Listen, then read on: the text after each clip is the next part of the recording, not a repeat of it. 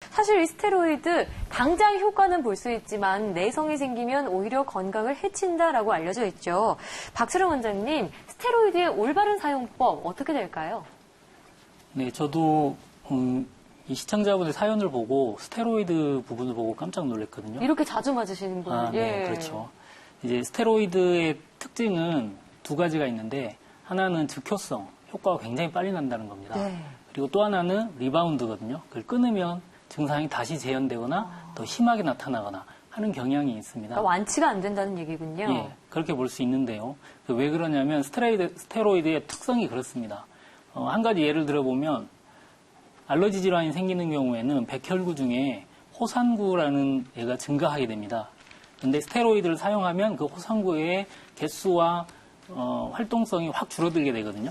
그렇게 되면 알러지로 인한 증상이 빠른 속도로 줄어들게 돼요. 예. 그러면 이제 환자분이 생각하기에는 증상이 많이 좋아졌다 이렇게 생각을 하게 될 건데 그 알러지를 일으키는 근본 원인이 있다고 한의학에서는 무조건 보거든요. 네. 염증이든 알러지든 반드시 근본 원인이 있습니다. 근본적인 원인이 있다. 네, 그 근본적인 원인이 해결되지 않은 상태에서 피부 가려움이나 알러지 증상 그것만을 없애는데 스테로이드가 사용되기 때문에 예. 일단 환자분이 느끼시기에 치료가 됐다고 착각하게 느끼실 수도 있고 네. 방치하기가 쉽게 되는 그래서 만성화가 되게 되는 그런 경향들이 많습니다. 네. 그래서 생활이 너무 힘들거나 라이프 스타일이 망가질 정도로 괴로운 경우에는 당연히 스테로이드를 써서 증상을 완화하는 것이 좋고요. 네. 그러면서도 동시에 근본적인 치료를 하도록 가까운 한의원이나 전문가를 찾아서 꼭 상의를 해보셔야 되고요. 예. 스테로이드를 다들 요즘에는 잘 아시겠지만 그래도 혹시 높아심에서 말씀드리면 사적으로 개인적인 목적으로 구매를 해서 자기의 결정에 사용한다든가 이런 일들은 절대 있어서는 안 되겠습니다. 그렇군요. 자, 그런데 스테로이드 근본적인 치료법이 아니라고 하셨는데 궁금증 갖는 분들 계실 것 같습니다. 과연 한약에는 스테로이드 성분이 아예 없을까? 그리고 혹시 유사한 성분이 들어있어서 부작용을 일으키지는 않을까? 고민 있으신 분들 계실 것 같은데 박철영 원장님께서 명쾌하게 해답해 주시죠. 네, 아주 좋은 질문이시고요. 네. 여기 계신 원장님들도 마찬가지시겠지만 한의사분들은 누구나 한 번씩 들어보는 질문일 거예요. 예. 저도 이제 사석에서는 항상 한약에 스테로이드가 들어있는 거 아니냐 이런 질문들 많이 받거든요. 많이 받으시죠. 주위에서도 궁금해하시고 상당히 학력이 높고 인텔리전스가 있다고 생각되는 분들도 그렇게 생각하는 분들이 많아요. 네. 근데 왜 그런 생각들을 일반인들이 하게 됐을까 생각을 해보면 일단 첫째는 한약의 효과가 굉장히 좋았구나 이걸 생각할 수가 있겠죠. 마치 스테로이드가 들어있는 것처럼. 네.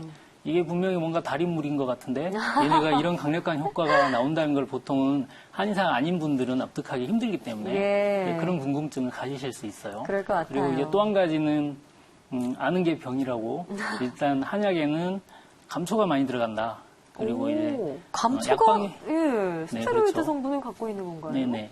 그래서 이제 감초가 약방의 감초란 말처럼 한약에는 많이 들어가고 감초에 스테로이드 성분이 들어있다라고 알고 계시는 분들이 많아요. 예. 그렇기 때문에 감초로 인해서 모든 한약에 감초가 들어가고 스테로이드 효과가 나서 한약의 효과가 있구나 이렇게 생각하는 분들이 많습니다. 근데 이제 스테로이드의 종류를 보면 일단 스테로이드의 기원 어디서 왔느냐 그거 네. 나눠보면 예. 네, 천연 스테로이드하고 합성 스테로이드 이 두 가지로 나눠서 생각할 수 있거든요. 네. 그런데 이제 감초는 그 중에서 천연 스테로이드에 해당을 해요. 예. 일반적으로는 합성한 것은 어떤 스테로이드를 만들기 위해서 인위적으로 만들어 놓은 거기 때문에 천연 스테로이드 제제보다는 좀 더 부작용이나 이런 면이 많다고 볼 수 있거든요. 근데 이제 기본으로 따지면 스테로이드를 두 가지로 나눌 수 있지만 기능으로 따지면 이제 전문적으로 봤을 때는 예. 당질 코르티코이드라는 스테로이드하고 무기질 코르티코이드 이 두 가지로 나눌 수가 있습니다. 무기질이 천연인가요? 정확히 그렇게 딱 나눌 수는 없지만 그렇군요. 네, 우리가 보통 말하는 스테로이드의 효과가 있다, 스테로이드를 맞았다, 스테로이드 부작용이 있다 이렇게 걱정하는 것은 대부분이 당질 코르티코이드에 해당하고요. 예. 감초는 그하고 약간 다른 무기질 코르티코이드 계열이라고 볼 수 있습니다. 그렇군요. 네, 무기질 코르티코이드는 수분이라든가 이온 등의 그냥 전해질을 조절하는 그런 역할을 주로 하는 스테로이드이고요. 네. 우리가 말하는 것처럼 그런 강력한 스테로이드하고는 약간 거리가 있습니다. 있군요. 네. 하지만 이제 주의해야 될 점은 그러면 감초는 천연이고 무기질 코르티코이드이기 때문에 무작정 섭취해도 안전한가? 이건 조금 다른 문제입니다. 아, 그렇군요. 네, 모든 약이 일일 복용량을 넘어가면 항상 부작용을 나타나게 돼 있거든요. 네. 그래서 감초 같은 경우에도 대부분 한의원에서 처방하는 경우에는 일일 복용량이 넘지 않도록, 허용치를 넘지 않도록 처방이 됩니다. 예. 그렇기 때문에 만약에 시장이나 이런 데서 사서 직접 복용하시면 위험한 상황에 처할 수 있고요. 반드시 전문가인 한의사와 상의를 해서 처방을 받으시는 게 좋겠습니다. 네.